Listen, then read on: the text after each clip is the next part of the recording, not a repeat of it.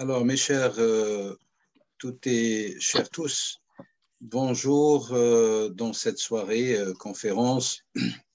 Comme, comme nous avons l'habitude d'inviter au nom de l'Institut Kalima en partenariat avec le KIOS, Coordination des organisations islamiques suisses, nous avons le grand honneur ce soir de recevoir Malik Bezou. Malik Bezou, très connu notamment sphère francophone et notamment en France, essayiste, physicien, spécialiste aussi du radicalisme religieux lié aux déviances des mouvements islamistes. Ce soir, nous vous accueillons, cher Malik, bonsoir. Bonsoir. Nous sommes très honorés de vous avoir avec nous dans ce deuxième volet hyper intéressant. Je rappelle pour les auditeurs et les auditrices, nous avions déjà organisé une webconférence avec Malik Bezou autour de la thématique de Dieu et de la science, et que cette deuxième conférence constitue un deuxième volet, un acte 2, par rapport à plusieurs actes, toute une série d'actes de réflexion intellectuelle, scientifique, autour de la question des axiomes autour de la science qui s'inscrit dans notre vie, dans la modernité, et toujours dans cette optique des défis de plus en plus nombreux qui essayent de mettre à mal à la fois la science, mais à la fois aussi le produit de l'effort intellectuel, scientifique des êtres humains. Alors cela, bien sûr, n'empêche pas qu'il y ait des affluences et des influences qui se confrontent de temps à autre. C'est tout l'enjeu de cette webconférence autour de la science et de la défiance. La science, Malik, vous savez très très bien, étant physicien, qu'aujourd'hui, dans notre société occidentale, mais aussi dans les autres sociétés, orientale, ou comment on a l'accoutumé de le dire, la rive sud et la rive nord, il y a une défiance bien installée à l'égard de la science en tant que telle. Peut-être c'est une première question que je vous adresse. Et puis la science aussi par rapport au progrès, par rapport aux découvertes scientifiques, que ça soit dans le domaine médical, que ça soit dans le domaine technologique, que ça soit dans le domaine humain même. La science aujourd'hui est d'une part mise à mal par certains en remettant en cause les découvertes scientifiques, les progrès scientifiques, une problématique autour du progressisme scientifique, mais la science aussi qui interroge aujourd'hui pourquoi cette défiance, pourquoi cette appréhension, enfin, pourquoi ce déni parfois, pourquoi cette fragilité mentale à l'égard de la science. N'est-ce pas que cela peut aussi être le fruit d'erreurs humaines, de problématiques par rapport à des postulats scientifiques qui n'ont jamais été avérés, qui ont été avancés par des scientifiques et jamais avérés, voire peut-être vous allez nous l'expliquer à cause d'autres directives, d'autres influences de par la sociopolitique. Peut-être ce sont d'autres acteurs de pouvoir qui ont fait que la science aujourd'hui soit affaiblie, soit parfois méprisée et défiée. Malik Bezou, je vous accorde toute la parole et nous avons l'honneur de vous recevoir par le biais de l'Institut Kalima. Vous aurez le temps que vous souhaitez, alors grosso modo 20-25 minutes peut-être, pour exposer les grandes idées de cette thématique et puis revenir juste après pour les discuter tous ensemble avec ceux et celles qui sont présents avec nous. Bienvenue, marhaban, et à vous la parole. Très bien. L'objectif étant d'être concis et le plus clair possible sur une problématique comment dirais-je, dont j'ai sous-estimé en réalité la prégnance. Lorsqu'on en avait discuté il y a quelques mois de cela, de la tenue de cette rencontre, de cette conférence sur le rejet de la science par une partie de la population, dans mon esprit, je pensais malgré tout que c'était un phénomène plutôt limité et concernant une fraction très réduite de la population. Mais en réalité, le problème est beaucoup, beaucoup plus profond que ça. D'ailleurs, je l'ai découvert à ma grande surprise. Et pour donner un exemple illustratif,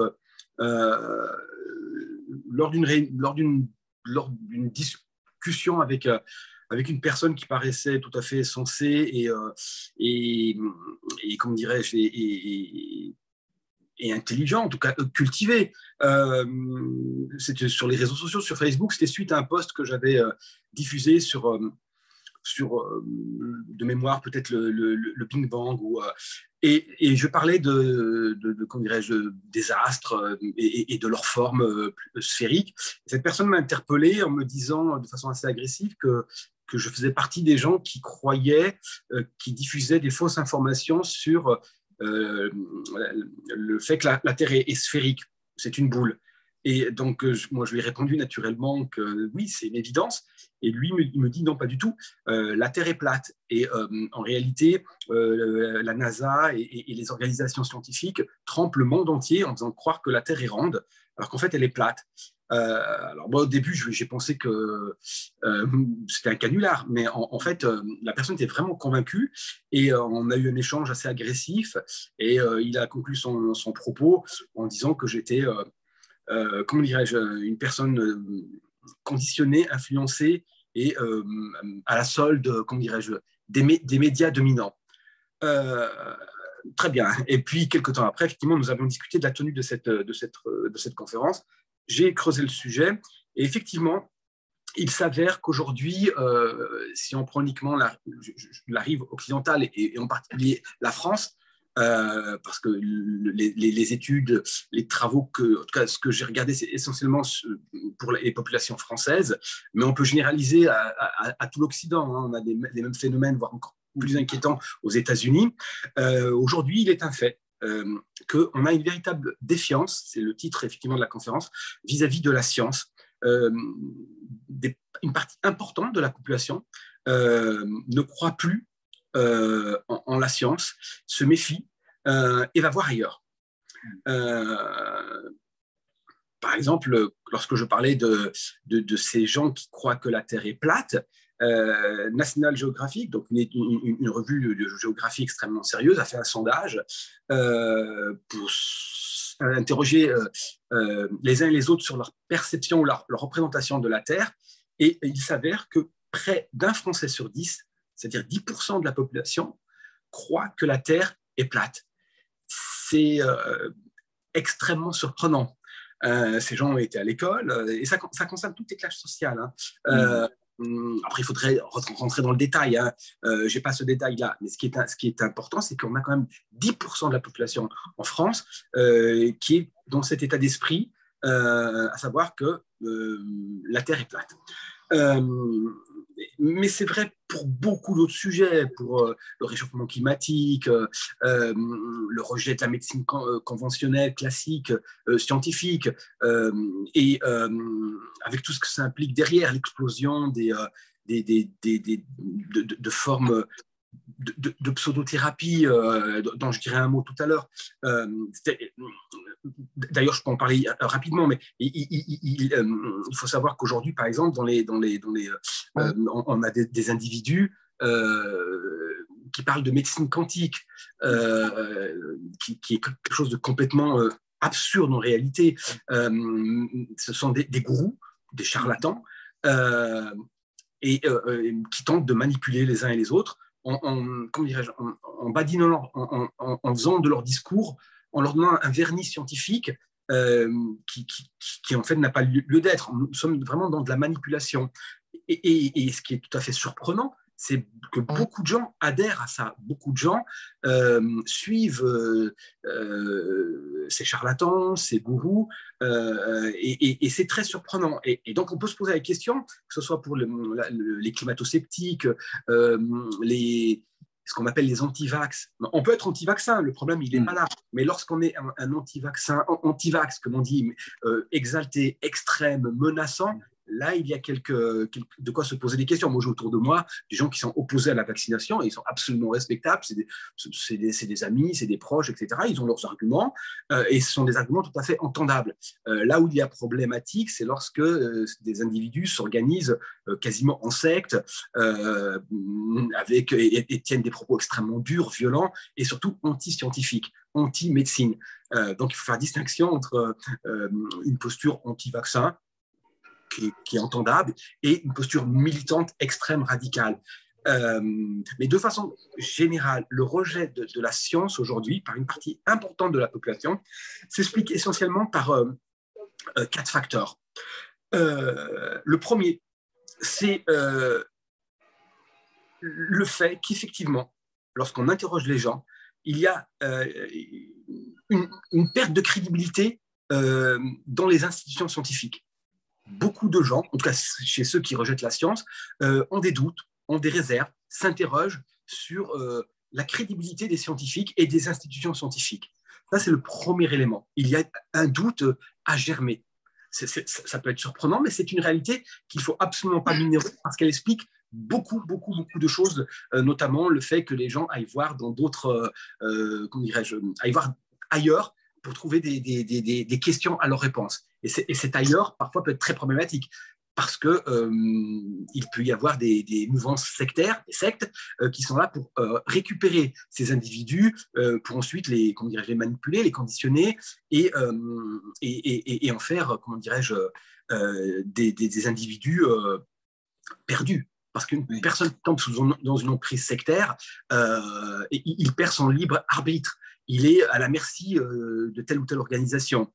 Donc, le premier élément, la première cause, c'est effectivement un doute plus ou moins généralisé, plus ou moins diffus. Avec la crise de l'épidémie, notamment du coronavirus, ce doute a explosé. Du fait même que les scientifiques n'étaient pas d'accord. En tout cas, certains scientifiques rejetaient l'idée que les vaccins étaient pertinents. Enfin, alors, justement, Malik, vous permettez, oui, comment expliquer alors justement cette situation assez drôle et amusante où des scientifiques, pendant la crise du Covid, s'opposaient sur les plateaux à longueur de journée, voire se violenter verbalement sur des thèses scientifiques et qui donnent l'impression chez la population que ces scientifiques, en réalité, ne sont d'accord sur rien. Comment expliquer cela ? Là, c'est un vrai désastre. Il faut reconnaître que la crise sanitaire qu'on a vécue avec le coronavirus, et qui par ailleurs n'a peut-être pas forcément disparu, parce que le virus peut réapparaître, en effet, mais ce qui est certain, c'est que ces débats contradictoires avec des partisans de tels, comment dirais-je, de tels scientifiques, d'autres partisans de tels scientifiques, etc., a jeté le doute, et même le discrédit, parce que lorsque vous avez un problème médical, scientifique, avec 2 opinions divergentes, les gens sont perdus, les gens s'interrogent et par définition, les gens doutent. Mais la grande difficulté, c'est qu'effectivement, en science, il n'y a pas de vérité absolue. En science, on avance par tâtonnement, on fait des modèles, etc. On les met à l'épreuve sur le champ expérimental, sur le champ des observations, et puis ensuite, on corrige les modèles. C'est comme ça qu'avance la science, et la science avance par consensus. Par exemple, pour la mécanique quantique, aujourd'hui, tous les physiciens, je ne connais pas un physicien qui remet en cause la mécanique quantique. Pour le modèle du Big Bang, la très grande majorité des physiciens considèrent que c'est la bonne théorie pour expliquer notre univers. Il existe quelques voix discordantes. Elles existent. Moi, quand j'étais en thèse, il existait un physicien très pertinent, excellent physicien, Fred Hoyle, qui considérait que l'univers est stationnaire, il n'est pas comment dirais-je, en expansion. Et ces arguments tenaient la route. Sauf que 99% des physiciens, des astrophysiciens, 99,99% des physiciens du monde des physiciens pensent que l'univers est en expansion. Et une petite minorité pense que ce n'est pas le cas. Donc il faut regarder où est la majorité pour avoir un ordre d'idée de la justesse ou de la pertinence d'un modèle. Bon. Pour le cas de l'épidémie, la grande majorité des scientifiques a considéré que les vaccins étaient pertinents. Et d'autres scientifiques, minoritaires, ont considéré ont émis des réserves. Sauf que, comment dirais-je, ces désaccords ont été mis sur la place publique. Si je reprends l'exemple du Big Bang, aujourd'hui, c'est le modèle admis par tous. On peut imaginez que demain à la télévision, du matin au soir, on mette des physiciens favorables au Big Bang, très largement majoritaires, et ceux minoritaires qui n'y adhèrent pas, on les place aussi beaucoup, on les montre beaucoup à la télévision. Vous verrez l'impact sur les populations. Les gens vont se dire, ah ben finalement le Big Bang, c'est peut-être vrai, c'est peut-être pas vrai. Vous allez semer le doute, forcément.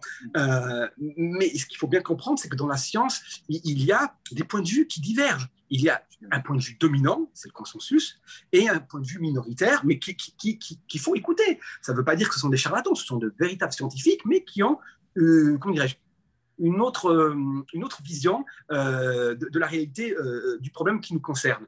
Et ça a été mis en place publique. Tous les jours, pendant des mois et des mois, on entendait des sons de cloche différents. Eh ben, vous créez le doute, surtout sur des questions. Autant, et je vous l'accorde, le Big Bang, à la limite, ça n'a pas beaucoup de conséquences sur la vie de tous les jours. Là, il s'agit de la santé des uns et des autres. Il s'agit de vie et de mort. Donc, ça crée un état d'anxiété, de trouble, d'interrogation, de doute. Et les gens se disent, ah, ces scientifiques, finalement, ils ne sont même pas d'accord entre eux sur des choses a priori quand même évidentes. Un vaccin, un virus, ce n'est pas quelque chose a priori de si compliqué que ça. Enfin, dans l'imaginaire des gens, c'est des sujets qu'on peut, où on pensait naturellement qu'il y aurait un consensus évident. Ce n'est pas le cas. Et donc, ça se met un doute, je pense, extrêmement important, et ça contribuait à largement discréditer la parole scientifique, les grandes institutions scientifiques. Moi, j'ai eu des discussions avec des amis. Alors je leur disais, voilà, le CNRS a fait des études sur telle ou telle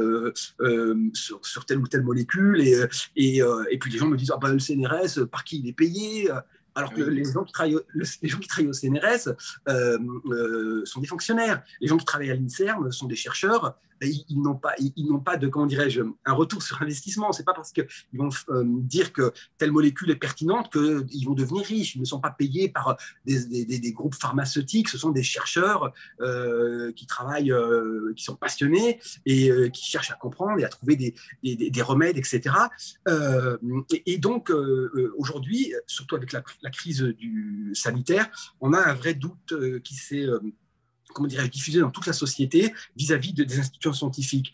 Donc, ça, c'est un premier. Donc, je reviens, je continue sur les. Parce qu'il y a 4 causes, hein, je vais juste les citer. La première, c'est celle-là, le discrédit, le doute vis-à-vis de la parole des scientifiques.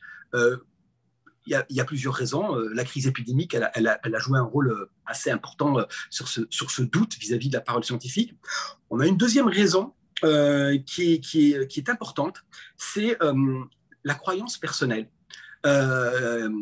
Des psychologues, sociologues ont mené des études justement sur ces questions par rapport à la science et par rapport à la défiance et au doute qu'on peut avoir vis-à-vis des résultats scientifiques. Vous avez des gens, et je prends l'exemple du coronavirus, vous avez des gens qui ont déjà une croyance personnelle, quelle qu'elle soit, philosophique, politique, religieuse, et cette croyance-là, elle va plutôt dans le sens que, comment dirais-je, le vaccin n'est pas bon. C'est une croyance, ce n'est pas un point de vue scientifique, c'est une croyance, comment dirais-je, qui est dans l'esprit des individus, une espèce d'idée préconçue. Et ces gens-là, on va leur montrer 10 000 publications scientifiques montrant les vertus du vaccin. Ils vont les rejeter et ils vont aller chercher la publication de tels scientifiques disant que ce vaccin n'est pas bon. ou qu'il n'est pas si pertinent que ça. Et ça s'appelle cela le biais de confirmation. C'est-à-dire que ce sont des gens qui, à cause de leurs croyances personnelles, de leur idée préconçue, vont chercher l'information scientifique qui abonde ou qui valide déjà leur préconçu. Ce ne sont pas des gens qui recherchent la vérité, ce sont des gens qui recherchent une justification, une validation scientifique de leurs croyances. Et ces gens sont beaucoup plus nombreux qu'on peut l'imaginer. Oui. Non, là, je croyais que, enfin, il y avait un écran noir et donc je me demandais si on m'entendait. Et donc ça, c'est la deuxième cause. C'est ce qu'on appelle donc les croyances personnelles qui créent une espèce de barrière à la diffusion du savoir scientifique objectif. Il y a une troisième raison. On est toujours dans l'explication, dans les causes qui expliquent ce rejet de la science ou cette défiance, ces doutes vis-à-vis de la science. La troisième raison, c'est l'identification à des groupes anti-science. Il existe des groupes anti-science extrêmement actifs dans les réseaux sociaux. Aux États-Unis, par exemple, les gens qui croient que la Terre est plate, on les appelle les flat earthers. Alors flat, plat, oui. earth, la Terre. Hein.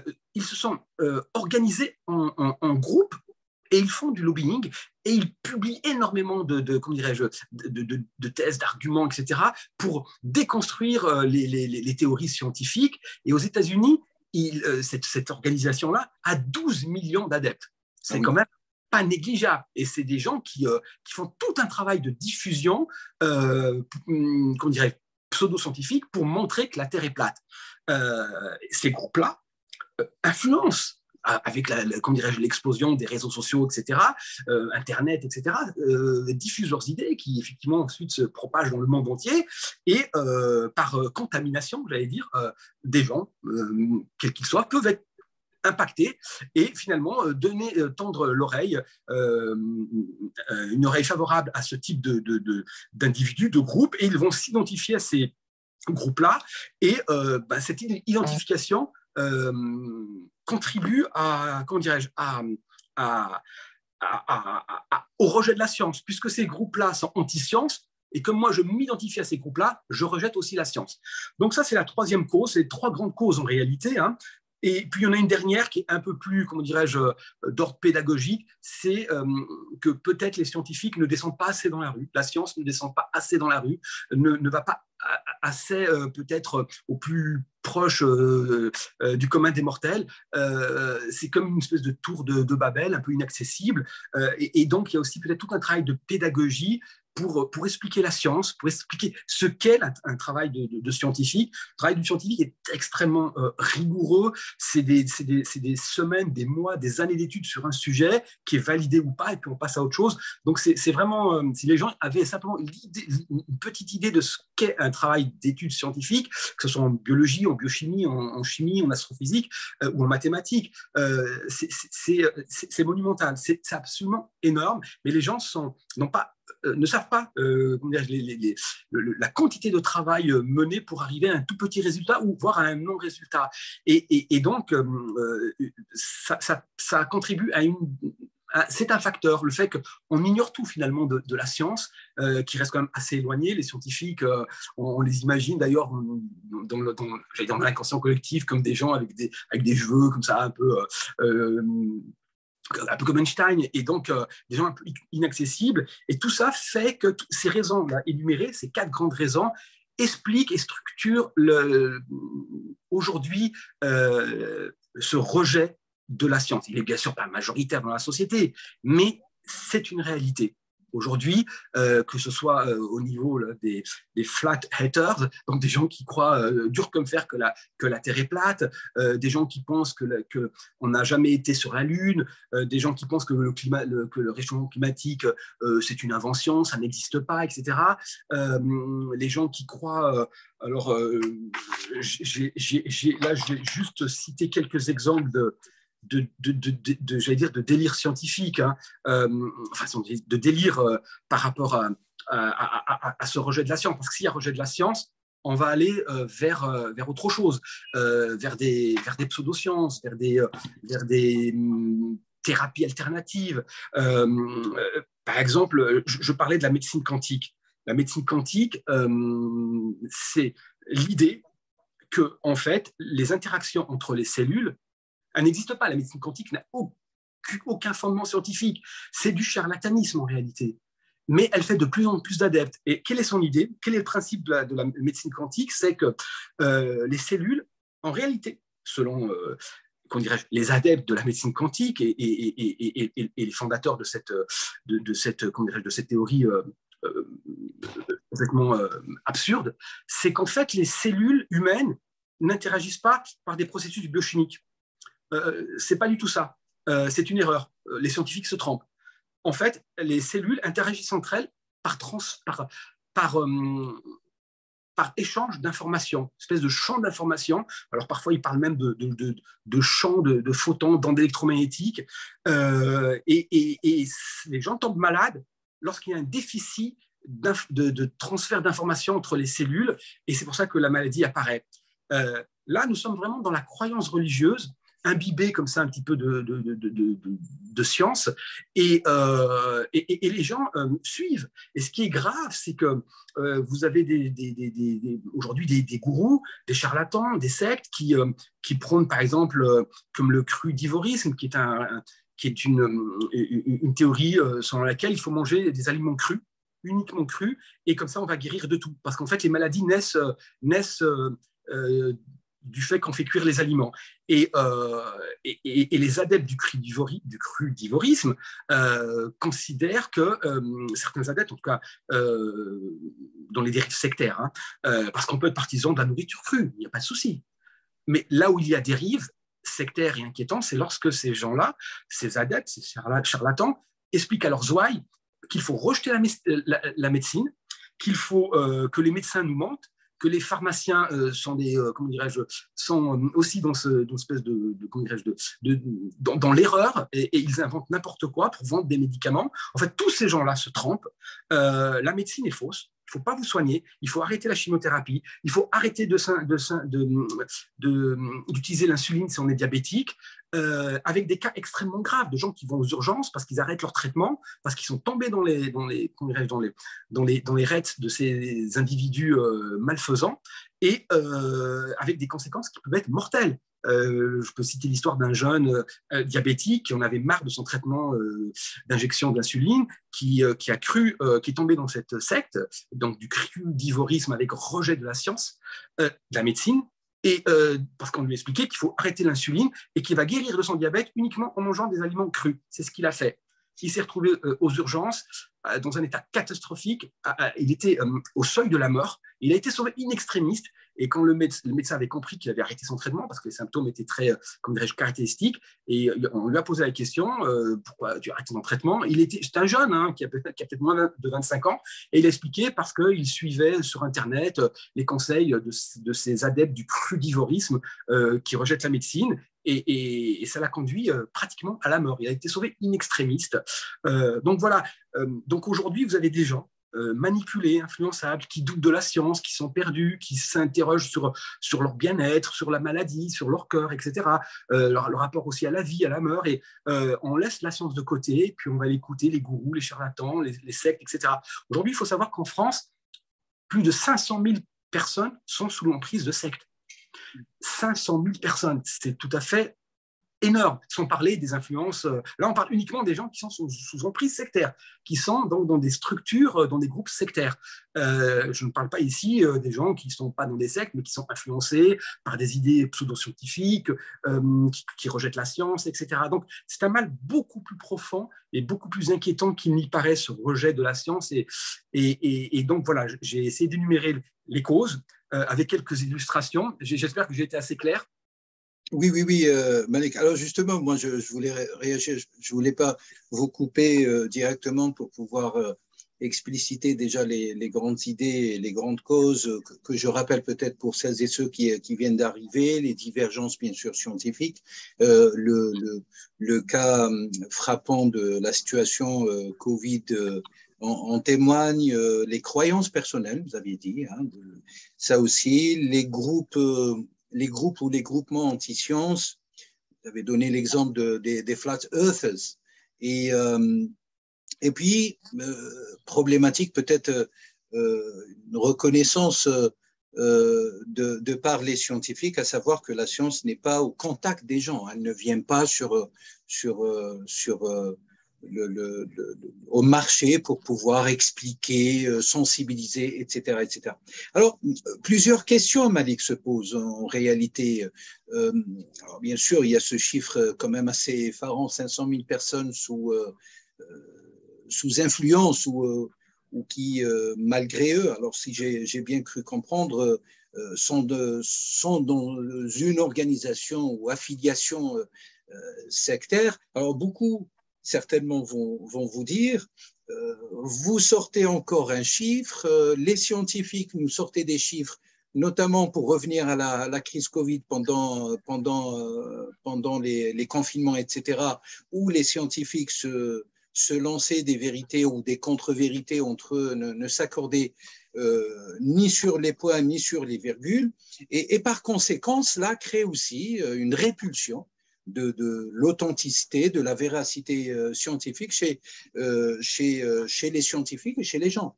Alors, au-delà de cela, Malik, peut-être un point que moi je vois, il faudrait peut-être expliquer aussi cette répulsion, cette défiance, ce déni même, ou le combat anti-science, parce que peut-être on arrivera à un stade où il y aura un combat anti-science. Vu que vous aviez expliqué qu'il y a des gens qui s'organisent, qui créent des groupes pour pouvoir lancer des lobbies idéaux ou idéologiques contre les progrès scientifiques, c'est qu'il y a aussi des erreurs, notamment si je reprends le contexte français, il y a eu des erreurs pendant la crise Covid, alors dans le monde entier, bien sûr, à des échelles, des degrés différents, mais il y a eu des erreurs aussi des gouvernements qui ont fait que les gens lambda, voilà, la population se méfie de plus en plus. Et je crois, pour ma part, je crois que cet élément-là est un élément majeur à prendre en considération par rapport au sujet que nous traitons ce soir, à savoir la défiance vis-à-vis de la science. Qu'est-ce que vous en pensez? Oui, on peut même considérer que ça fait partie de la deuxième cause, c'est l'identification à des groupes anti-sciences qui sont très actifs dans les réseaux sociaux et qui expliquent, alors c'est souvent des groupes qui sont politisés, qui ont aussi parfois des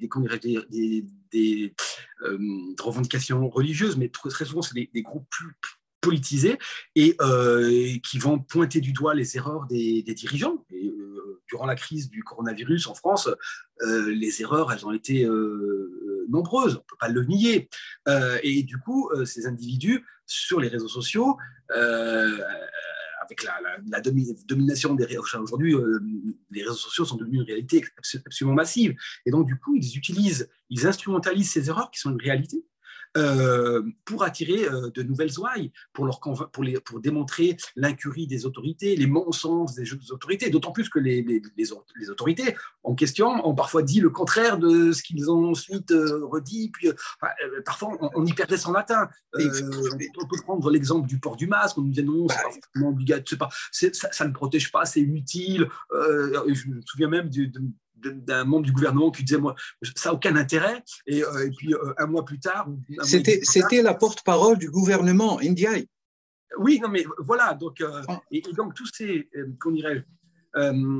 ces erreurs énormes, ça a été du pain béni pour tous les groupes politisés, très anti-gouvernementaux et anti-science, pour montrer que le gouvernement vous ment.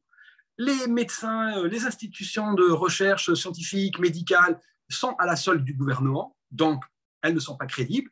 Donc du coup, la vérité est ailleurs et elle est chez nous. Chez nous, les groupes anti-sciences. Alors ces gens-là ne se définissent pas comme des groupes anti-sciences, mais ils vont expliquer que tout ce que dit le gouvernement, c'est faux. C'est faux, ils nous manipulent, ils mentent, etc. Puis après, on a aussi des dérives de type complotiste, etc.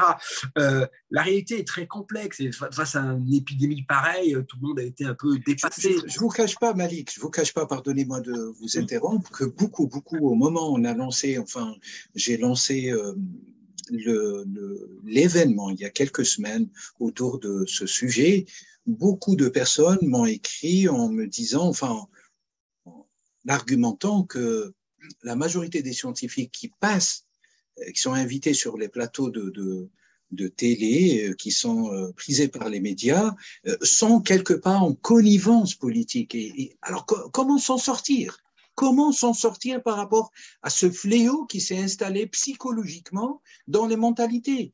Et on sait très très bien qu'il y a un fossé aujourd'hui, de plus en plus, vous l'aviez évoqué dans votre présentation, il y a un fossé de plus en plus profond entre la population et les institutions de manière générale, voire les médias. Ben, c'est un vrai problème de société. On est face à un vrai problème, un problème de fond. Ce n'est pas anecdotique, c'est un problème de fond. Moi, je parle avec les gens, avec des amis, avec des proches, et j'entends, oui, ces craintes, ces méfiances. On me dit, ah, mais ce scientifique, il travaille peut-être pour le gouvernement, il est peut-être payé par le gouvernement. Bon, il y a quand même des... Il faudrait aussi que les gens fassent un effort peut-être de réflexion. Et si on prend par exemple le CNRS, les gens qui travaillent au CNRS sont des fonctionnaires, donc leur salaire est fixe. Il est, comment dirais-je, il est fixé par une grille salariale de la fonction publique et il ne bouge pas, il n'évolue pas. Et s'il évolue, c'est, comment dirais-je, de façon très compliquée et très lente. Hein. C'est pour ça d'ailleurs qu'on considère souvent que dans la fonction publique, les fonctionnaires sont mal payés. Mais en tout cas, ils n'ont aucun intérêt financier à tenir tel ou tel propos. Et un scientifique qui dirait des contre-vérités violerait n'est plus un scientifique. C'est extrêmement grave. Mais ce qui a été terrible, c'est qu'effectivement, les contradictions apparentes des discours des politiques durant la crise a créé, comment dirais-je, le doute, pour le moins. Les débats contradictoires entre les scientifiques, et il faut aller quand même au bout du sujet.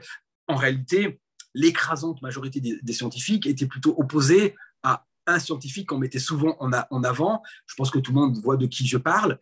C'était un scientifique qui nous expliquait que l'hydroxychloroquine était le médicament qui allait révolutionner, qui allait, en tout cas, c'était le remède et la piste à suivre. Aujourd'hui, on le sait, il n'y a plus aucun doute sur cette molécule. Elle n'a pas d'effet significatif pour traiter le coronavirus. En France, on a eu quand même plus de 120 000 morts, et peut-être quand même, je n'ai pas le chiffre en tête, mais bon. Donc, on a eu un petit noyau de scientifiques adeptes de cet individu-là. Pour ma part, je pense qu'il a quand même contribué à semer le doute parce qu'il avait une posture, et là je parle en tant que scientifique, un scientifique digne de ce nom a quand même en tête l'idée qu'on n'avance pas des choses de façon péremptoire. On essaie d'être dans la réserve, dans l'humilité, on met du conditionnel, et on n'affirme pas des choses de façon péremptoire et aussi affirmative. Et ça, c'est très embêtant pour un scientifique. Moi, je sais que pour être scientifique, je m'ai discuté avec beaucoup de scientifiques, ça agaçait beaucoup, beaucoup, beaucoup. En principe, un scientifique dit les choses au conditionnel. On ne dit pas que c'est comme ça, c'est la vérité, c'est la bonne méthode. Oui. Vous me pardonnerez, Malik, mais je vais faire un petit peu le porte-parole de tous ceux qui étaient contre. Moi je m'en souviens personnellement, où il y avait des scientifiques qui passaient sur les plateaux qui faisaient la même chose, qui parlaient avec une sérénité, une certitude absolue que telle ou telle molécule allait régler tous les problèmes du monde, alors qu'on sait très très bien que malgré la mise en place des vaccins qui ne sont, vous le savez très très bien, ce sont que des phases périodiques. Il faudrait laisser le temps à la recherche en réalité. Un premier vaccin ne réglerait pas tout, vous le savez très très bien. Mais je me souviens très très bien qu'il y avait aussi des scientifiques que les gens assimilent comme des gens qui roulaient pour la bien-pensance. Voilà, c'est ça, enfin, si vous voulez, c'est tellement subtil, mais c'est tellement explosif que les médias ont fait le jeu aussi de la promotion de tout cela, vous l'aviez décrit, et que c'est pas le doute, c'est un chaos qui s'est installé dans les esprits. Et c'est dramatique parce que il y a quelque chose le perdant dans tout ça, c'est la science. Aujourd'hui, d'ailleurs, c'est le sujet de notre discussion, la science a perdu en crédibilité et c'est dramatique. C'est dramatique. Moi, je discute avec des gens, je discute avec une amie qui me demandait, qui a été influencée par des gens qui lui expliquaient qu'on n'a jamais été sur la Lune. Et elle me disait, oui, mais c'est vrai, Malik, après tout, c'est quand même bizarre qu'une fusée arrive à voler et atterrir sur la Lune. Comment ça se fait? On en est là aujourd'hui. On en est là parce qu'elle a été influencée par des individus très, comment dirais-je, de tendance alors ultra anti-science, très anti-gouvernement, même avec des tendances très, comment dirais-je, conspirationnistes, etc. Mais ces idées se diffusent. Exactement parce que, comme vous venez de le dire, la science y a beaucoup perdu dans cette affaire. Des débats contradictoires avec chacun assénant des vérités. Et donc, mais on était dans un contexte en même temps extrêmement anxiogène par rapport à cette maladie nouvelle, avec des décès de plus en plus nombreux à déplorer, etc. Donc oui, la science est sortie très affaiblie. Parce qu'aujourd'hui, beaucoup de gens s'interrogent sur les médicaments, sur l'intérêt de prendre des médicaments, et d'où l'explosion de toutes ces pseudosciences. Je prends l'exemple de la mésothérapie. La mésothérapie, alors, qui consiste, selon ses adeptes, à injecter de façon ciblée un médicament dans la zone où se trouve la maladie. L'INSERM a fait des études sur cette approche-là et elle ne donne pas de meilleurs résultats que l'approche classique. Donc, le problème, c'est que vous avez aujourd'hui dans les réseaux sociaux et une prolifération d'individus qui disent que c'est ça la méthode à suivre. Les scientifiques se trompent, les médecins vous mentent. Et ces paroles-là ont du crédit parce qu'il y a eu, en France, en tout cas, ce psychodrame terrible où on a vu effectivement la parole publique, enfin en tout cas des autorités se discréditer, des scientifiques qui disaient, comment dirais-je, chacun avançant des thèses contradictoires, opposées, et pour les individus, j'allais dire pour le simple citoyen, il y a de quoi perdre son latin. Et donc, aujourd'hui, dans un contexte aussi tendu, avec la montée des populismes, je rappelle que Trump, l'ancien président des États-Unis, avait dit qu'il n'y croyait pas, que pour lui, le réchauffement climatique, c'est n'importe quoi. Il avait dit aussi qu'on pouvait en finir avec le coronavirus, avec la javel. Oui, absolument. Et ces conseillers qui étaient là, je me rappelle de leur visage défait, parce que tenir de tels discours, on en est là. Et là, il s'agit quand même du président de la première puissance mondiale, qui lui-même est presque un adepte de ces pensées-là anti-science. Il n'y a aucune retenue, aucun recul, aucune modestie, aucune modération. Il est dans l'affirmation péremptoire, radicale, extrême. Il pourrait au moins émettre un doute en disant peut-être qu'il y a un réchauffement climatique, ou alors attention, la javel, ça peut être mauvais pour la santé. Enfin, on en est là. C'est-à-dire que la parole publique, dans ce qu'elle a de plus élevé en termes d'autorité, elle-même abonde dans le sens de la défiance vis-à-vis de la science. Alors, donc le problème, il est très profond. Oui, oui. Alors, Malik, avant peut-être d'ouvrir la discussion avec ceux qui sont, toutes les personnes qui sont présentes, et je vois, il y a beaucoup de commentaires, des questions qui vont arriver. Peut-être une question, est-ce que la science, parce que c'est une question qui s'impose en réalité et qui s'impose de la manière la plus évidente, la science ne peut pas répondre à tout non plus. Enfin, de quoi s'attend-on de la science? Est-ce que la science est quelque chose qui doit répondre à toutes les problématiques du monde, à tous les niveaux? Ce n'est pas possible, sinon on dirait que c'est quelque chose qui est synonyme de Dieu. Non, la science, d'abord, c'est le fruit de, comment dirais-je, tout dépend de la volonté politique et des sociétés prêtes à investir dans la science, dans l'innovation. Il faut aussi se rendre compte quand même d'une chose, c'est que la science nous a fait passer quand même de l'ère du Moyen-Âge à aujourd'hui. Il faut voir quand même le progrès dans lequel on est.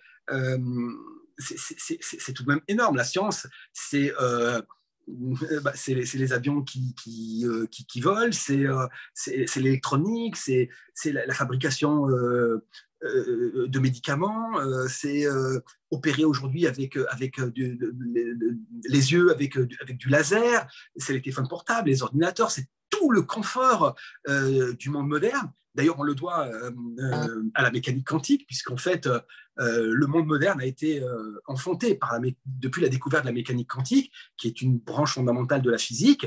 Et cette mécanique quantique a permis le développement, ou plutôt la maîtrise et une meilleure compréhension de l'infiniment petit, et donc des interactions chimiques, de l'énergie nucléaire, de la microélectronique, de l'optoélectronique, les lasers, les téléphones, les télécommunications. En fait, le monde moderne, on le doit à la science.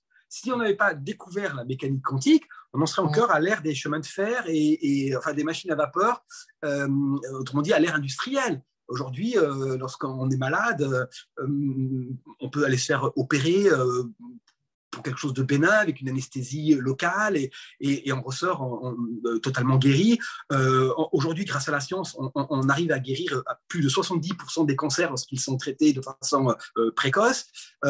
C'est quand même extrêmement... vous m'entendez? D'accord, Oui, parce que voilà, c'est extrêmement...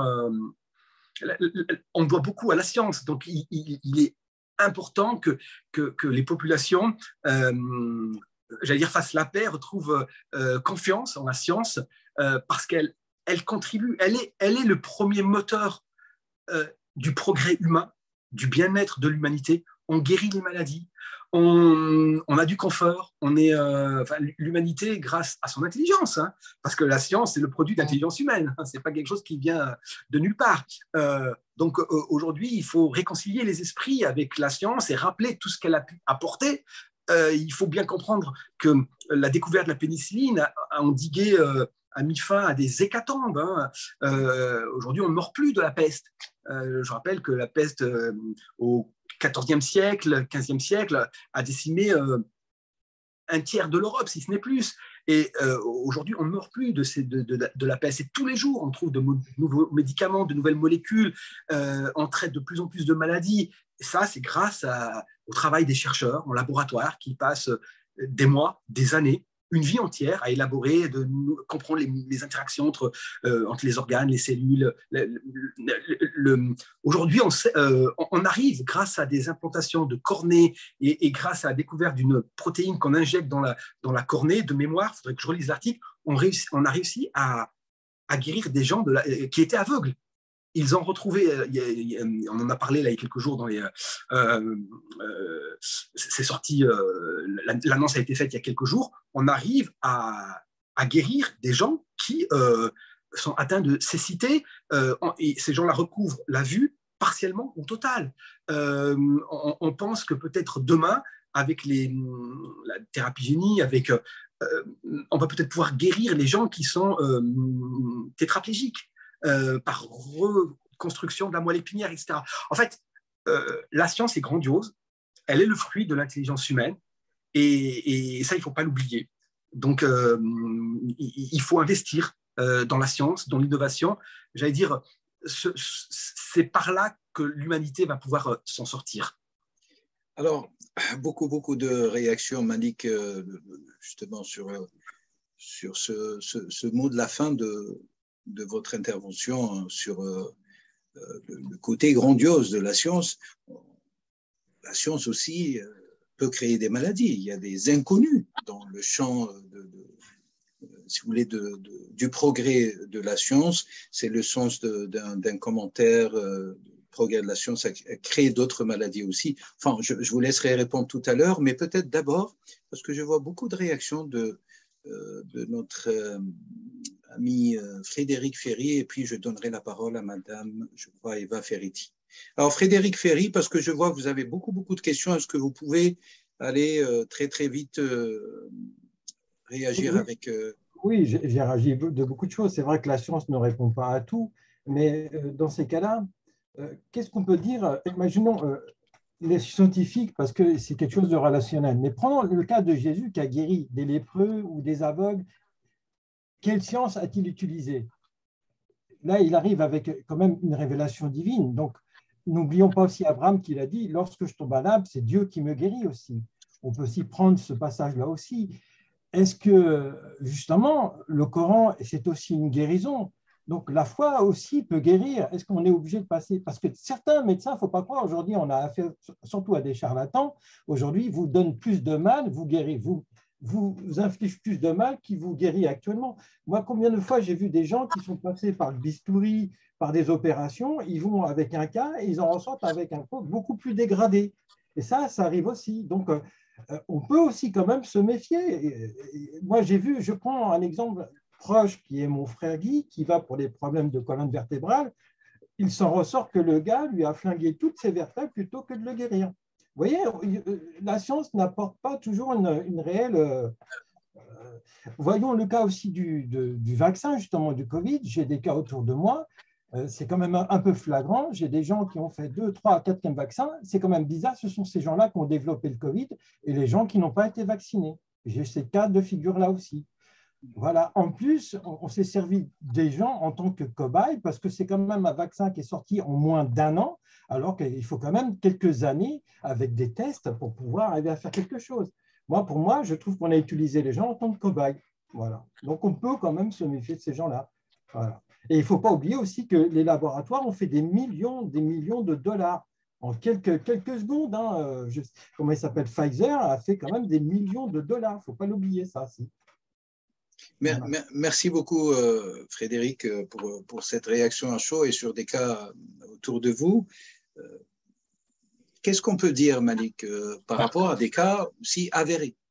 Alors, juste par rapport aux médecins, il ne faut pas confondre, parce que notre ami a parlé de son frère de mémoire dont les vertèbres ont été abîmées plus qu'améliorées suite à l'intervention d'un médecin. Je dirais que là, ce n'est pas la science, c'est plutôt l'acte d'un technicien médical, en l'occurrence un médecin, qui a peut-être, comment dirais-je, mal agi ou qui n'a pas été compétent. Donc, c'est peut-être bien aussi de multiplier les avis médicaux. Moi, je parle de la science, de la recherche, j'allais dire fondamentale ou appliquée. Après, effectivement, l'acte, on sait qu'il y a des erreurs médicales, on sait qu'il y a des choses qui peuvent, comment dirais-je, il y a des médecins qui sont grillés de l'ordre, d'ailleurs, de l'ordre des médecins parce que pour incompétence ou pour autres problèmes qu'ils ont pu créer. Disons que un acte négatif commis par un mauvais médecin ne doit pas être une raison pour jeter l'opprobre sur la science médicale. C'est vrai que moi, je parlais plutôt des scientifiques qui mettent au point des médicaments, de nouvelles molécules pour guérir les maladies. Ensuite, les médecins qui sont sur le terrain, et donc il faut saluer le travail.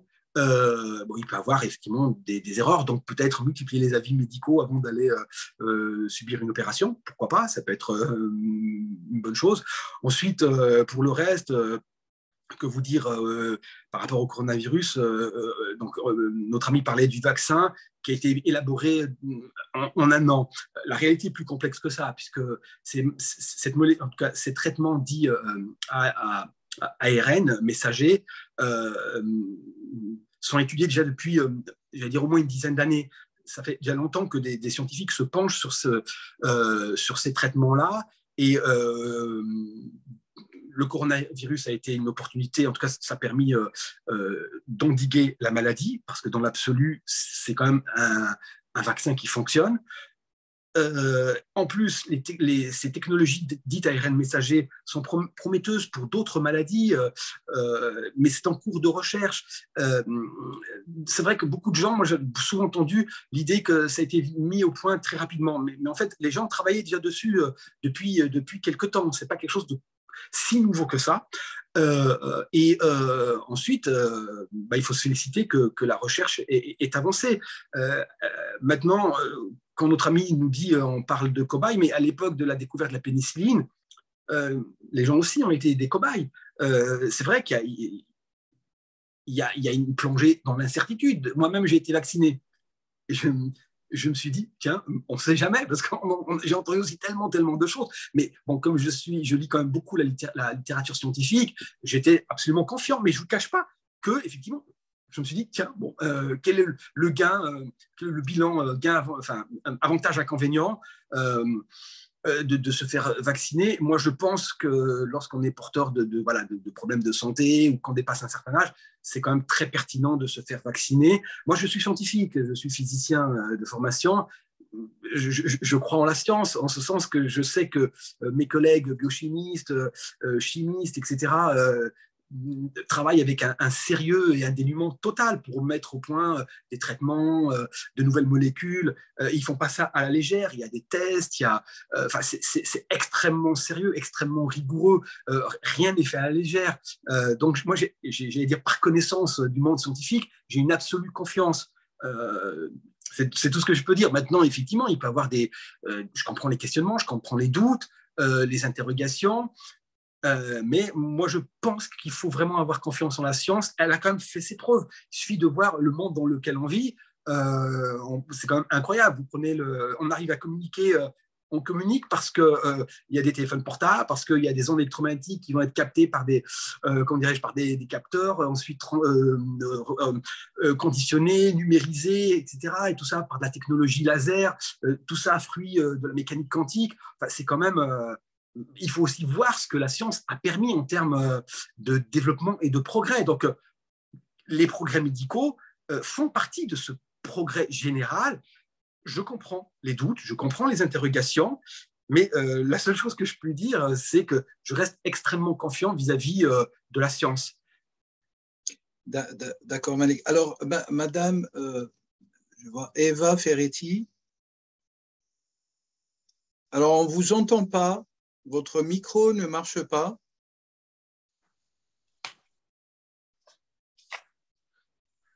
On ne vous entend pas, donc je vous prie d'écrire votre question, votre réaction immédiate sur le panneau de discussion. Le son ne marche pas, malheureusement. Alors, je continue en attendant que ce problème technique soit réglé. Alors là, attendez. Vous m'entendez? Oui, là, c'est bon. Allez-y. Bon. Alors, je me présente. Je suis enseignante, je suis universitaire. Et je voulais réagir par rapport aux propos de M. Malik. Je crois qu'il y a des choses qui doivent être précisées. Les mots ont un sens. Et je pense qu'il y a une confusion entre science et médecine.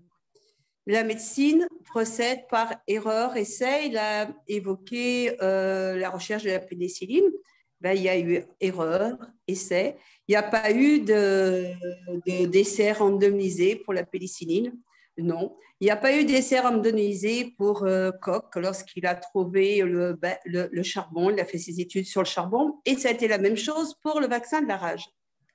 Donc, attention, pour moi, il n'y a pas la science, il y a les sciences. Et il y a par contre une démarche scientifique. Alors oui, la science, par contre, c'est une polémique. Et ce que nous avons eu pendant le Covid, c'est une polémique. Les gens ne sont pas d'accord, ils discutent, c'est nouveau, on cherche. Et c'est par la discussion et par la polémique que le savoir s'élabore. Alors ensuite, il y a autre chose, il y a la capacité des gens à le comprendre. Et pour le comprendre, il faut un niveau d'éducation. Il faut une population éduquée. Et c'est ce qui se pose comme problème. C'est être capable de lire des revues scientifiques, être capable de comprendre une étude statistique. C'est être ça, c'est ça la science. Alors oui, M. Malik a eu raison de dire que la science a fait plein de progrès. Elle a permis d'envoyer des fusées dans l'espace. Mais elle a aussi permis la bombe atomique, la science. D'accord? Donc, la science, oui, la science peut tout. Par rapport à l'autre monsieur dont j'ai perdu le nom qui est intervenu tout à l'heure, il m'en excusera. Oui, la science peut tout.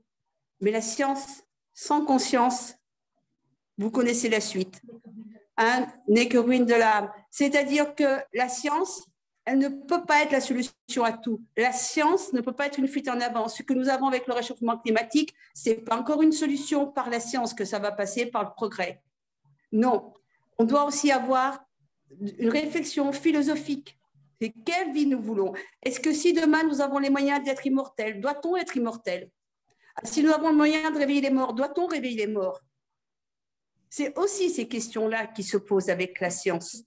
Et donc, c'est des questions philosophiques, des questions de réflexion sur quelle société nous voulons.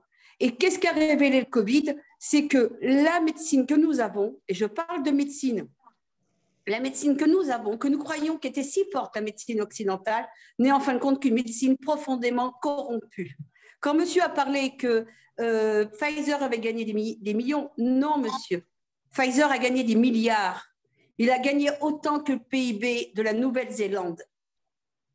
Et donc, pour des milliards, ils sont capables de nous tuer. Je rappelle simplement que nous sommes toujours en phase test du vaccin de Pfizer. La mise sur le marché de Pfizer ne s'arrêtera qu'en 2024. La phase expérimentale s'arrêtera qu'en 2024. Moi, je suis universitaire. Personnellement, je ne suis pas vaccinée et je ne suis pas anti-science et je ne suis pas anti-vax.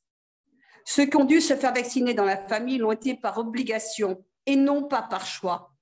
Et j'ai mon fils qui est un chercheur, un scientifique, un astrophysicien. Et effectivement, lui, la science, c'est d'un autre niveau. Il faut prouver, il faut observer. Et donc, les sciences que nous avons vues avec les laboratoires sont largement corrompues. Alors oui, il y a d'autres façons de se soigner. Il faut faire attention. Il faut faire attention avec le mot sectaire aussi. Je vous rappelle que pour les Romains, ce qu'on appelle aujourd'hui les catholiques étaient une secte. D'accord? Les sectaires, c'est toujours la religion dominante qui décide d'un sectarisme. Alors, le problème avec Trump qui a été évoqué, le populisme, ça c'est un mot que je récuse, le mot populiste, parce on met tout le monde dans le populisme. Trump, c'est pas un problème qu'il est anti-science, Trump, il est pro-mensonge. Il ment constamment, pas qu'en science, il ment en politique étrangère, il ment sur les activités, il ment sur les gens qui sont coupables, les gens qui sont innocents. Quand il a accusé 5 petits blacks d'avoir tué quelqu'un qui était innocent, pas grave, il est dans une vérité qu'il appelle alternative. On appelle ça le mensonge. Et pourquoi? Parce que les fascistes ont toujours besoin du mensonge. D'accord? Et Trump est un fasciste. Et nous avons des tas de mensonges au niveau politique, parce que dans l'Europe, le fascisme revient, que ce soit en Espagne, que ce soit en Allemagne, que ce soit en Autriche. On est dans le mensonge. Et peu importe, et là, ça n'a rien à voir avec la science, par contre. Alors, il a parlé aussi, M. Malik, a parlé de tous les virus qui se découvraient. Il a raison. Et celui qui en a découvert 700, il s'appelle Didier Raoult. Et moi, je le remercie parce que si je suis en vie aujourd'hui, c'est grâce à lui. Parce que la médecine, à qui on a dit aux médecins, vous ne soignez pas, en dipolyse on ne doit pas nuire, ça a été interdit. Il a été interdit. Et aujourd'hui, en Belgique, vous avez un homme comme le docteur Sacré, comme le docteur Bouillon, qui sont traînés devant l'ordre des médecins. Donc là, on ne parle plus de science. Et la médecine, je la mets, on parle de la science, on parle de business. Voilà. Ok, chère Madame Eva Ferretti, merci beaucoup pour votre réaction. Je redonne la parole, bien sûr, à Dr Malik Bezou.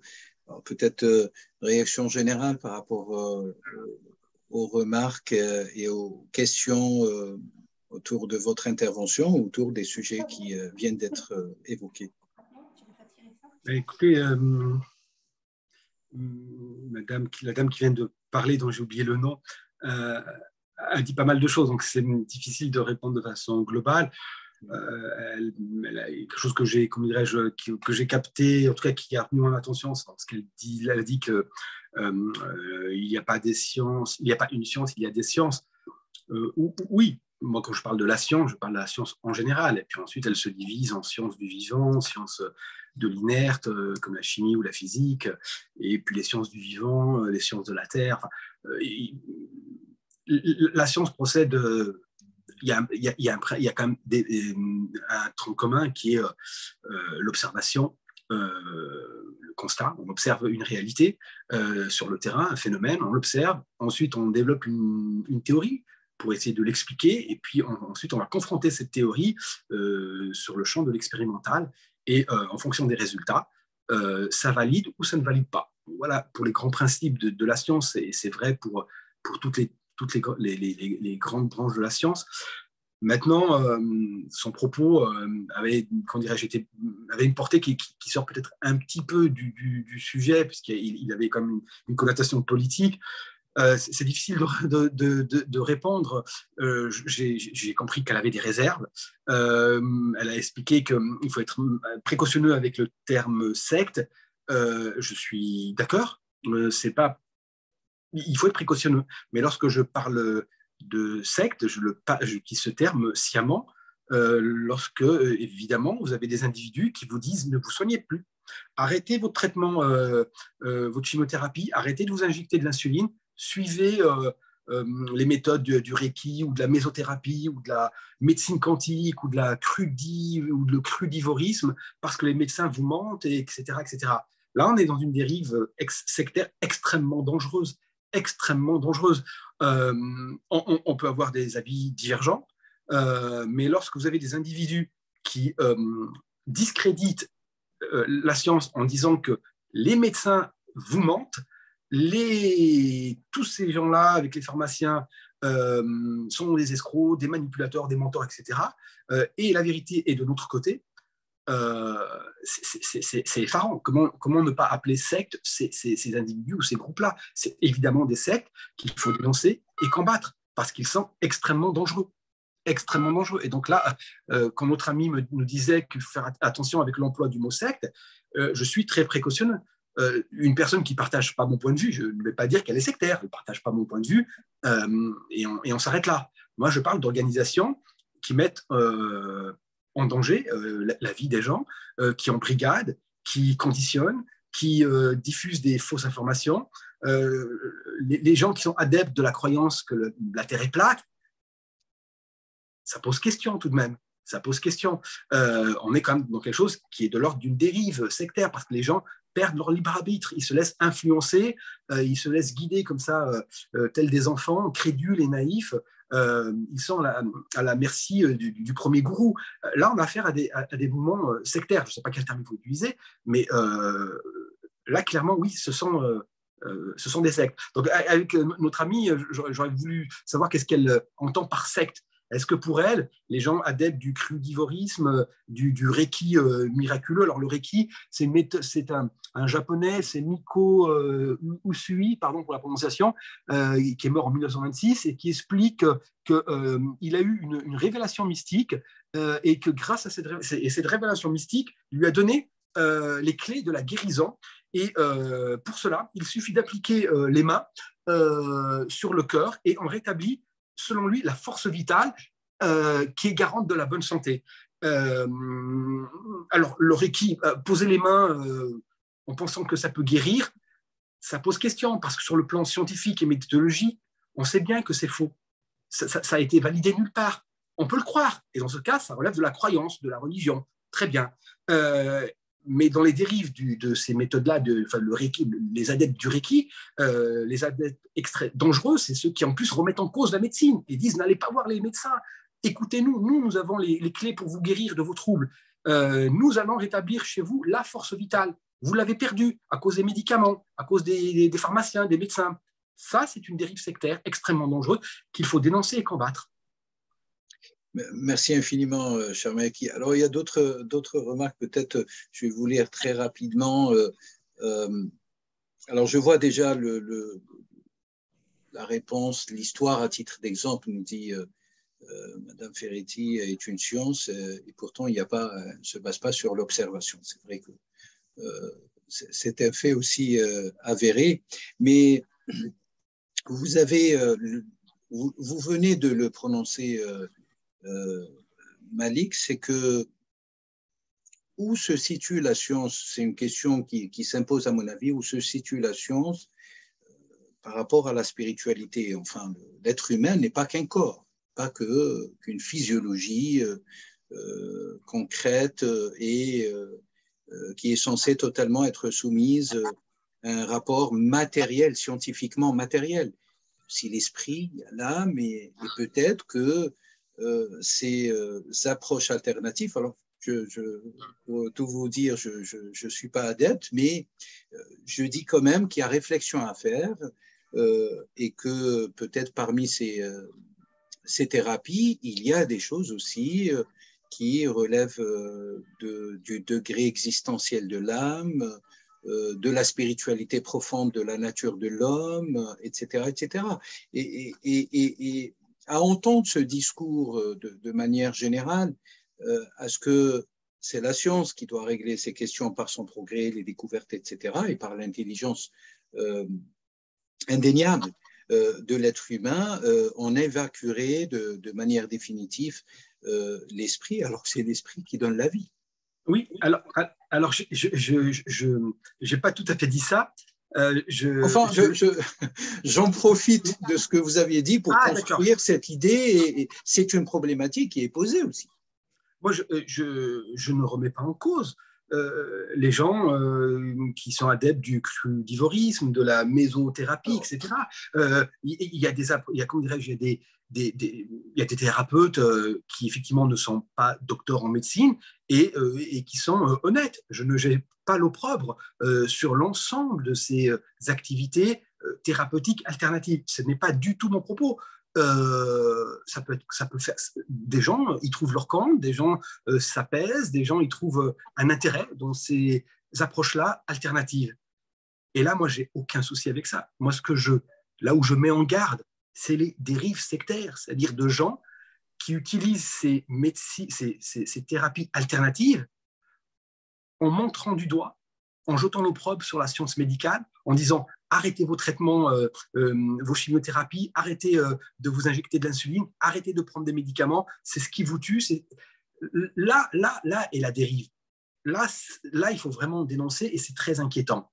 Par contre, il est effectivement des thérapeutes alternatifs qui sont honnêtes et qui sont sérieux, et qui vont effectivement soulager, apporter du bien par une approche comme peut-être plus globale du corps humain, par une écoute, par une approche peut-être plus spirituelle. Et moi, je n'ai aucun souci avec ça. Moi, dès lors que ces individus ne vont pas déverser leur fiel et leur mensonge sur la science médicale.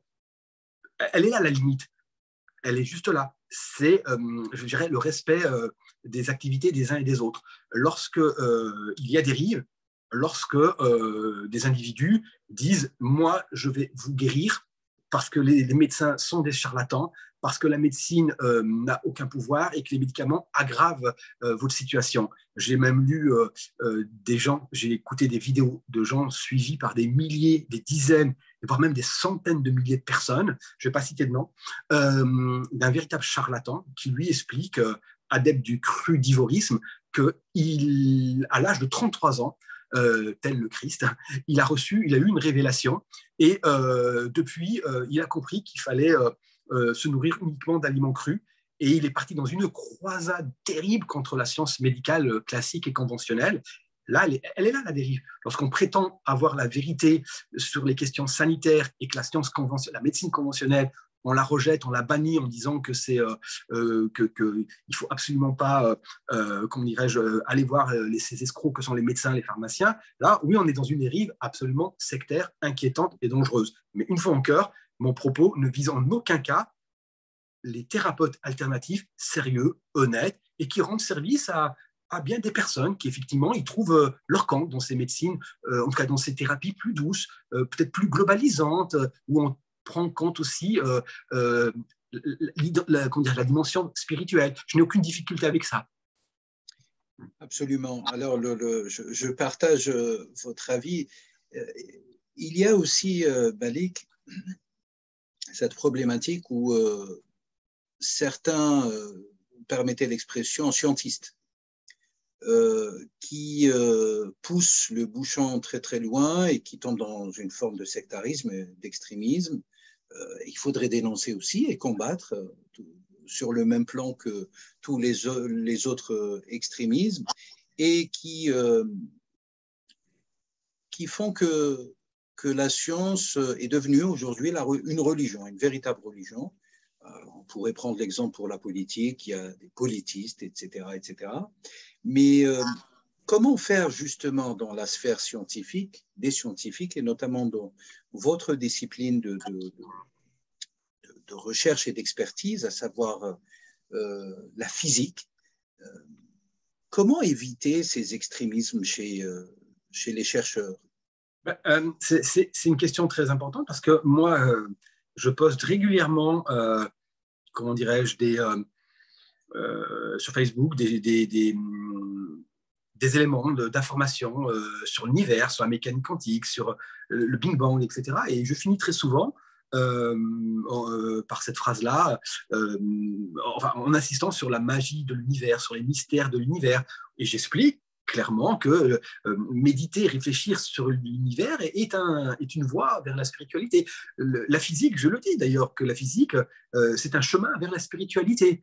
Donc, je suis tout sauf scientiste. Et ce qui est paradoxal, c'est qu'effectivement, là, je fais face à parfois des tombeaux d'insultes de scientistes, de gens, d'individus ultra-matérialistes qui me disent c'est honteux, vous mélangez science et religion, vous êtes un gourou, vous manipulez les gens, etc. C'est aussi un écueil, une difficulté d'individus totalement fermés à ces questions-là, celle de la spiritualité. Parce que c'est vrai que moi, en tant que physicien, je m'interroge sur ce mystère infini qu'est l'univers. Donc, et on a le droit de s'interroger. Et heureusement qu'on s'interroge. Et on ne peut que s'interroger parce que nous ne sommes pas purement des entités matérielles. Nous sommes faits d'esprit, de réflexion. Et cette réflexion peut naturellement alimenter une spiritualité, une vie spirituelle. Donc oui, je partage tout à fait cette opinion. Il faut faire aussi attention aux dérives scientistes qui peuvent être d'un sectarisme terrifiant. Et je l'ai vécu. D'ailleurs, j'ai une personne avec qui ça a mal tourné et qui m'a dit qu'au fond, j'étais un islamiste. Ah oui. Non, mais on en arrive parce que parler de Dieu et de science, il doit être sûrement musulman, c'est un islamiste. Voilà, et il m'expliquait que je trahissais l'esprit de Voltaire. Et la philosophie des Lumières voilà. Et alors, ce sont des gens qui sont extrêmement anti-religion, anti-spiritualité, qui ont une phobie de tout ce qui touche à Dieu ou à la spiritualité et qui se moquent d'ailleurs des croyants. Hein. Je les connais parce que je les ai subis à maintes reprises. Hein. Donc, je comprends tout à fait ce propos-là. Moi, j'ai un credo. Je rejette tous les sectarismes, quels qu'ils soient. Alors, on a des sectes, effectivement, celles que j'ai citées, mais on a des individus qui sont peut-être pas dans des structures de type secte, mais qui sont, eux, extrêmement sectaires par leur position intolérante vis-à-vis de tout ce qui ne partage pas leur opinion. C'est un problème aussi. Effectivement, le scientisme exalté est problématique parce qu'il est porteur d'intolérance. Merci beaucoup, Malik. Alors, je vois Frédéric Ferry qui souhaiterait réagir, mais au passage, je relève ce que l'enseignante Eva Ferretti nous dit aussi, qu'en tant qu'enseignante, et beaucoup d'enseignants incontestablement sont confrontés à la question de négation d'une partie de l'histoire concernant l'évolution, la théorie de l'évolution, le créationnisme, etc. Alors, Frédéric, très rapidement… Oui, ça va être très rapide. Non, mais bon, en regardant dans le monde quantique, le monde quantique, ça correspond bien à l'infiniment petit, c'est-à-dire qu'on attaque au niveau de tout ce qui est atomes, électrons et sans suite. Moi, il me semble, hein, c'est ce que je pense. Comment vous pouvez dire dans ce cas-là que la médecine quantique n'existe pas? Qu'est-ce qui fait croire que cela n'existe pas? Imaginons que, prenons les versets du Coran. Dieu dit dans un verset, je vais prendre, je ne sais pas, ce verset-là, il dit que tout mal que vous allez faire d'un poids d'un atome, vous allez le voir. Ou tout bien que vous faites du poids d'un atome, vous allez le voir. Là, on parle bien ici de quantique. Peut-être qu'il existe peut-être une médecine quantique. Prenons le cas du dhikr. Le dhikr, c'est quelque chose de reposant pour le corps. Quand on fait le dhikr de Dieu, l'islam, c'est quelque chose qui amène dans la spiritualité, dans l'esprit, le corps. C'est ce qui donne une synthèse, une symbiose quelque part. Quelque part, peut-être, est-ce que ce dhikr, justement, est peut-être une médecine quantique pour l'être humain? Alors, quelles sont vos preuves à vous que vraiment la médecine quantique n'existe pas? Sur quoi vous vous basez? Très bien. Eh bien, cher monsieur, d'abord, je refute ce terme de médecine quantique. Je trouve que c'est un abus. C'est utiliser le mot quantique qui manifestement n'a rien à voir avec la médecine. C'est vraiment pour moi un abus de langage. Il ne faudrait déjà pas utiliser ce terme. Moi, il me choque, je le trouve totalement inadapté. Ensuite, moi, ce que je dis, ce sont les dérives sectaires, que des personnes pensent que les cellules, et ça relève de la croyance, que les cellules échangent non pas comment dirais-je, n'interagissent pas de façon biochimique ou chimique, mais via des informations, on ne peut pas le prouver. Donc, c'est une croyance. On n'est pas dans de la science. C'est pour ça que la médecine quantique, ça me gêne un peu. Parce que médecine et quantique, c'est quand même des choses qui appartiennent au monde de la science. Donc, je trouve déjà qu'il y a un peu tromperie. C'est maquiller avec comme ça une espèce de vernis scientifique, quelque chose qui relève de la croyance. Mais entendons-nous bien, cher ami, ce que je dénonce, ce sont les dérives, que l'on soit adepte de crudivorisme, de kinésiologie, de mésothérapie, etc., ou, entre guillemets, de médecine quantique, pourquoi pas? Je n'ai pas de souci avec ça. J'ai un souci lorsque des individus prétendent que ces médecines-là sont les vraies médecines et qu'elles vont guérir, et que la médecine conventionnelle classique, c'est une arnaque, une tromperie. Pour le pain du congélo? Oui, allez-y. Non, c'est bon, j'ai acheté une boule, c'est bon. J'ai entendu congélateur. Alors, attendez, je ne sais pas qui a... Enfin, allez-y, Malik, pardon. Oui, alors je continue. Donc, oui, continuez. Je suis... mais moi-même, je l'écris dans... je l'écris... On ne sait rien de l'univers et quelque chose d'extrêmement, d'incroyablement... ça nous échappe complètement. On est face à un mystère absolu. Notre existence est un mystère. L'existence de l'univers est un mystère. Un électron... D'ailleurs, j'ai fait un article il y a quelque temps intitulé « Dieu et l'électron », où j'explique bien le miracle de cette particule. Donc, cette personne n'a sûrement pas lu cet article, mais je suis tout sauf scientiste. Hein. Mon propos ici, c'est vraiment de dénoncer les dérives sectaires et non pas l'ensemble des thérapies alternatives. Et je répète, parce que si on a cru ça en m'entendant, c'est que je n'ai pas été clair. Je n'ai absolument rien contre les thérapies et les thérapeutes alternatifs. Il est évident que des gens y trouvent réconfort, bien-être, etc. Et l'être humain est infiniment complexe. Et après tout, la vérité nous échappe totalement. On sait si peu de choses. D'ailleurs, à tel point qu'aujourd'hui, dans l'univers, on parle de matière noire et d'énergie noire, parce que c'est juste une façon de masquer notre... La matière noire et l'énergie noire, il faut bien comprendre que c'est 96% de tout ce que contient l'univers. Et nous, on ne connaît que 4% de ce que contient l'univers. 4%, ces 4%, c'est les planètes, les étoiles, nous, les forêts, c'est toute la matière visible, qu'elle soit gazeuse, liquide ou solide.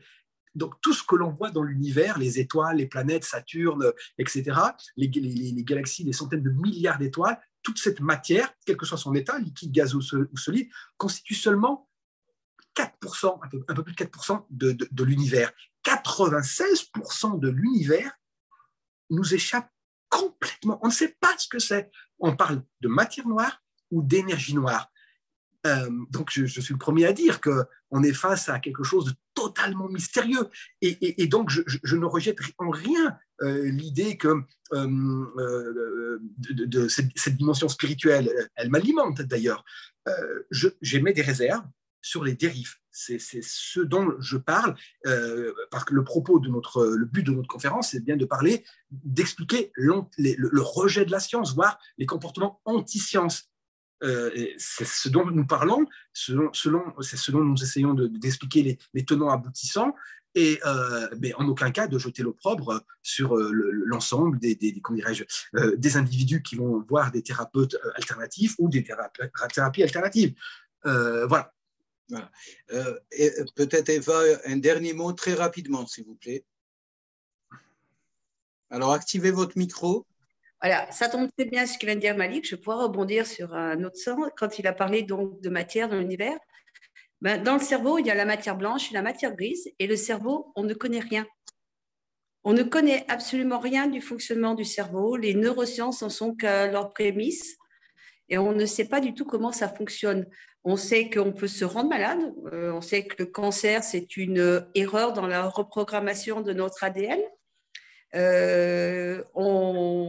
Donc, on peut très bien essayer d'imaginer qu'on soit capable de guérir par une autre programmation du cancer. Et il y a des cas où ça se produit, ça peut se produire. Non, j'ai bien compris ce que veut dire Malik, mais moi, je rebondis sur ce qui est éducation.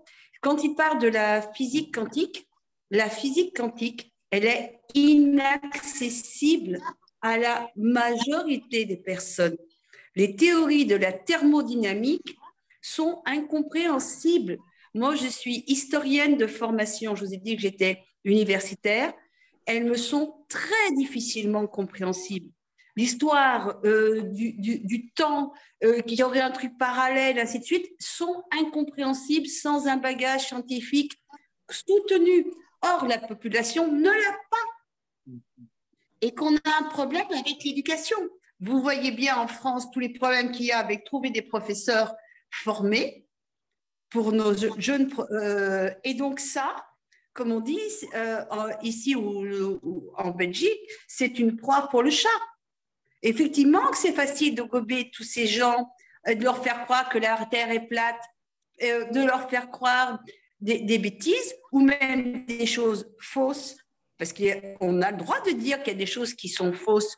Alors, moi, je vais partir de ce qu'il a dit les scientistes, mais moi, quand quelque chose est avéré qui est faux, non.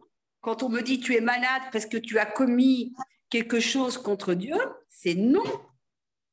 Tu es malade parce que tu as chopé un microbe, tu es malade parce que tu as chopé un virus. Non, Dieu ne t'a pas puni parce que tu es malade, c'est bien fait pour toi, c'est une punition de Dieu. Non. Ça, je m'inscris en faux, c'est non. Donc, effectivement, il y a des choses qui sont de l'ordre des uluberlus. Mais comme moi, je dis toujours à mes élèves, je leur ai appris une chose, comme disent les Anglais, follow the money et tu vas savoir où est la vérité.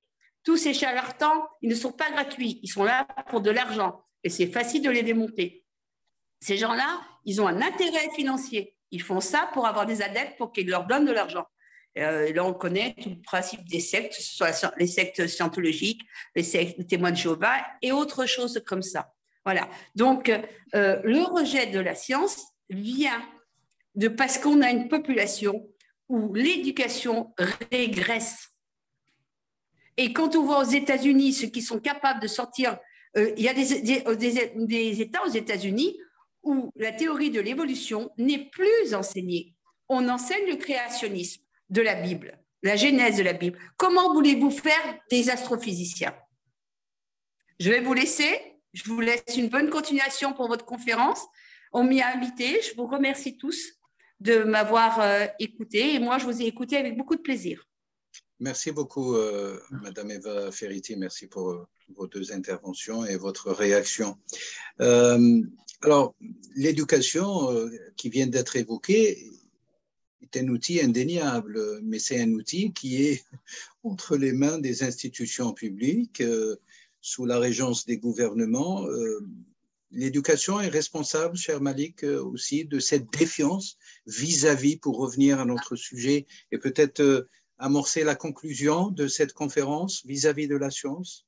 Est-ce que l'éducation est responsable, ou plutôt les acteurs de l'éducation nationale? J'aurais, comment dirais-je, quelques difficultés à jeter comment dirais-je, à les montrer du doigt. Je pense à un ensemble de facteurs, comme on l'a dit. Nous sommes tous plus ou moins responsables. On a la société qu'on mérite, au fond. On est tous des acteurs de l'État, de notre société. La société, au fond, c'est la somme de toutes ces individualités que nous sommes tous. Donc l'État d'une société, nous contribuons tous. Le système éducationnel, peut-être la diminution des heures scientifiques, de l'enseignement des mathématiques. Je suis prudent, je n'ai pas assez de recul pour dire que l'éducation serait responsable. Donc, de ce côté-là, je serais absolument prudent, mais il est évident que nous sommes face à un constat qui est celui du déni, du rejet, de la méfiance, pour le moins, par rapport aux faits scientifiques, et en essayant de comprendre les causes. Elles sont multiples, elles sont protéiformes. Il y a tout un travail de reconstruction, de pédagogie. Moi, c'est un peu, j'allais dire, sans prétention aucune, ce que j'essaye de faire en postant régulièrement des informations à caractère scientifique, notamment physique, de l'infiniment grand, l'astrophysique, et physique de l'infiniment petit, la mécanique quantique. Et voilà, c'est une petite contribution, certainement modeste, pour expliquer ce qu'est la science et pour dire que la science n'est absolument pas incompatible avec la spiritualité. C'est important parce que ça fait aussi partie, j'allais dire, des choses auxquelles je suis sensible. Donc, nous pouvons tous travailler peut-être pour essayer de faire en sorte qu'il y ait un meilleur rapport entre la connaissance, le savoir et la société, parce que le savoir est libérateur, l'anti-savoir est aliénant, avec toujours ce danger sur lequel j'ai voulu pointer, qui est celui des sectes qui sont très actives, et d'autant plus dans un contexte anxiogène, dans un contexte de tension, notamment avec l'actualité internationale en Europe. Et tout ceci favorise les questionnements, les craintes, et puis la méfiance vis-à-vis des autorités font que voilà, la situation n'est pas forcément bonne, mais elle est loin d'être désespérée. Avec un peu de travail, de pédagogie, tout est possible. Merci infiniment, cher Malik. Alors, ce fut quand même une conférence, un acte 2, hein, comme on l'avait esquissé, un acte 2 par rapport à ces grandes questions, des questions épistémologiques. Et c'est vrai que on pourrait en gloser pendant des heures et des heures autour de ces questions qui nous ouvrent aussi le chemin vers d'autres grandes problématiques. Le sujet de ce soir, véritablement, met le doigt par votre intervention sur un aspect occulté, à savoir ces dérives qui participent à la construction de sectarisme, d'extrémisme. Moi, j'ose aller jusqu'au sectarisme, extrémisme, voire violence, mise à mort de la vie pour être complet, et qui passe véritablement par ces aliénations, ces déviances subtiles au début, et puis douces et de plus en plus monstrueuses, et qui met à défi la science. Mais la science n'est qu'une dimension, si vous voulez, de ce miracle dont on parlait il y a quelques instants, dont vous parliez il y a quelques instants, de ce grand mystère de l'existence, ce grand mystère de la vie, ce grand mystère du cosmos, ce grand mystère de la métaphysique aussi, j'ose dire l'adjectivation, et qui doivent nous interroger sur nous-mêmes, sur notre responsabilité, un terme qu'on a abordé avec vous, Malik, ce soir, et à maintes reprises, et qui a du sens. C'est une question d'être responsable dans la mise en place d'un certain sens, et les êtres humains sont épris à la fois de cette quête, mais à la fois d'opposition intérieure, parfois inexplicable et mystérieuse. Prochain acte, je crois qu'on pourrait avancer davantage aussi vers ce grand mystère, hein, vous l'aviez rappelé, et ce chiffre est très important, j'ai pris note, savoir seulement 4%, hein, et un peu connu, un peu plus de 4%, on ne connaît pas plus que ça. Et puis, on peut arrondir à 5%, allez. Voilà, allez, on va miser sur 5% et que le mystère demeure. Et moi, j'ai envie peut-être de conclure au nom de l'Institut Kalima sur la question de ce qui est subtil, de ce qui est spirituel, quelque chose qui nous anime tous les deux, et peut-être toute personne sur Terre,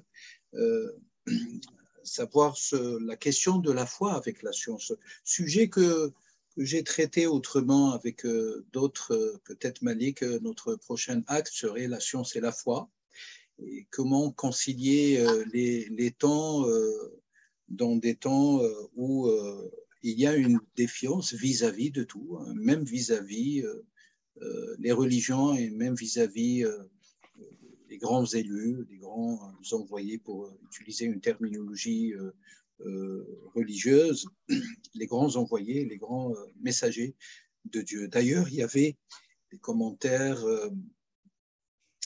qui ouvraient la voie vers une discussion autour de ce sujet qui, à mes yeux, est capital à traiter dans l'apaisement et dans la quête de la connaissance, dans le respect mutuel et toujours avec la bienveillance dans ce chemin de la quête de ce sens mystérieux. Je vous remercie infiniment, Malik, pour votre disponibilité, votre participation, cette intervention qui ouvre des horizons à notre échelle, à l'échelle de l'Institut Kalima, et qui nous enrichit par le biais aussi des réactions des auditeurs et des auditrices. Je vous souhaite à toutes et à tous, ceux et celles qui sont présents, ceux et celles qui vont visualiser l'intervention par la suite. Et je vois une main qui se lève, d'ailleurs, une amie que je reconnais, responsable d'un collectif, cher Raja. Vous souhaitez peut-être interagir rapidement? Alors peut-être c'était juste un Allô? signe. Oui, Allô, vous m'entendez? oui, on vous entend.